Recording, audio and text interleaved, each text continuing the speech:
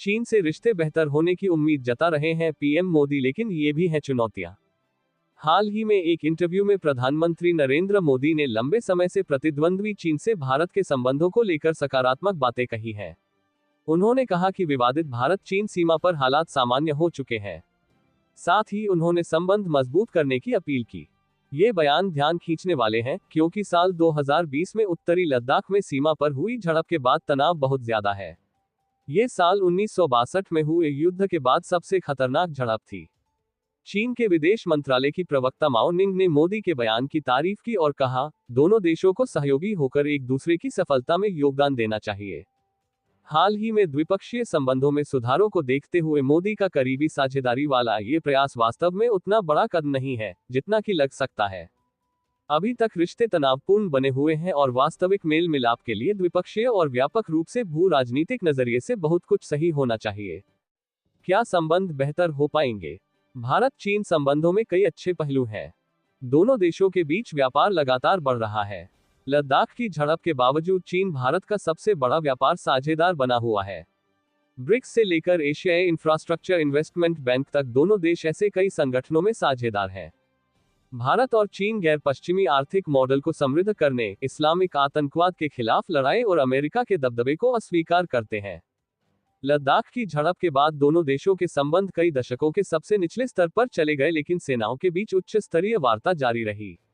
इसका नतीजा ये हुआ कि दोनों देश अक्टूबर में सीमा पर पेट्रोलिंग के लिए राजी हो गए।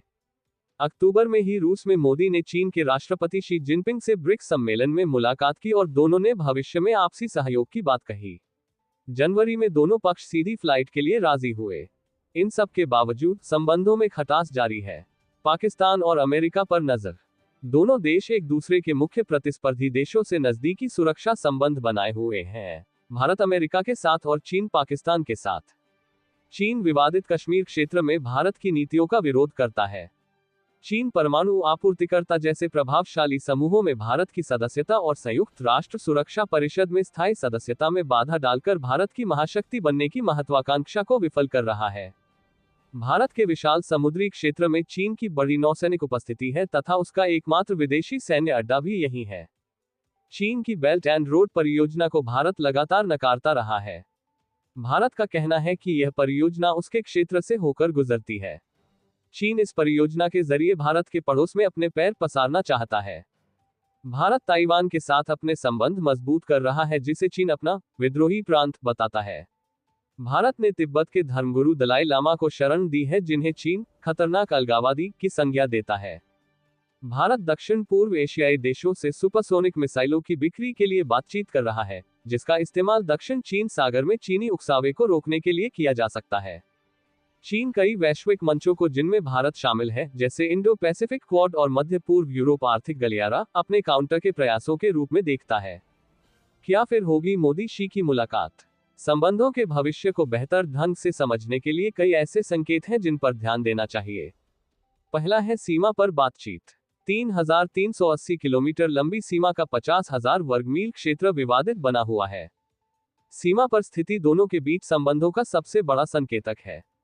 लद्दाख की झड़प के बाद भरोसा टूटा था, जिसे पिछले साल हुई पेट्रोलिंग डील के जरिए वापस हासिल किया गया था।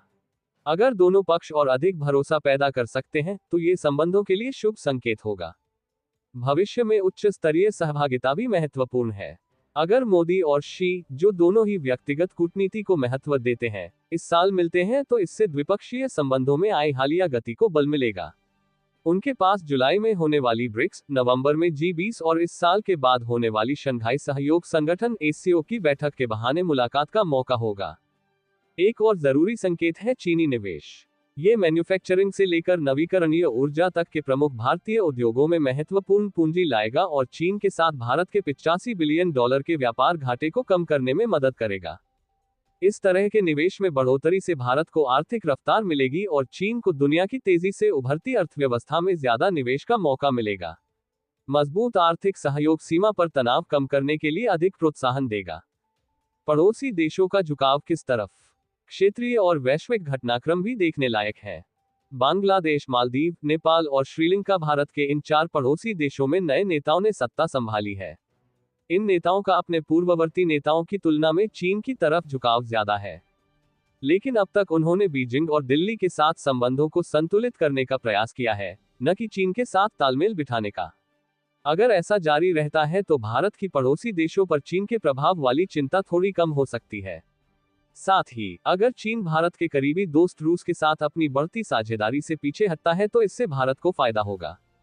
हालांकि ये तभी संभव हो सकेगा जब रूस यूक्रेन युद्ध खत्म हो जाए, क्योंकि जंग ने रूस की चीन पर निर्भरता को बढ़ा दिया है। भारत चीन के बीच ट्रंप फैक्टर भी एक बड़ा फैक्टर है। चीन पर टैरिफ बढ़ाने के बावजूद अमेरिका के राष्ट्रपति डोनाल्ड ट्रंप ने चीन के साथ तनाव कम करने की इच्छा जताई है। अगर ऐसा होता है तो भारत की चिंता इससे बढ़ सकती है। भारत को यह चिंता होगी कि फिर अमेरिका चीन के खिलाफ भारत की मदद नहीं करेगा। इसलिए भारत चीन के साथ अपने संबंधों को बेहतर करना चाहेगा। इसके अलावा अगर ट्रंप की आगामी टैरिफ नीति भारत को धक्का देती है तो निश्चित रूप से भारत के पास चीन के साथ आर्थिक सहयोग को मजबूत करने का कारण होगा। इस बात की संभावना इसलिए अधिक है क्योंकि अमेरिका और भारत के बीच 10% औसत टैरिफ का अंतर है। भारत और चीन एशिया के दो सबसे बड़े देश हैं और दोनों खुद को गौरवशाली सभ्यता वाले देश मानते हैं।